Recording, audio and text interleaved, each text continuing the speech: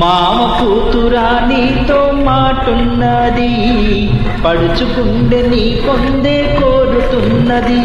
నువ్వవునంటే జొన్న చేను చాటున్నది చాటున్నది. మామ కూతురా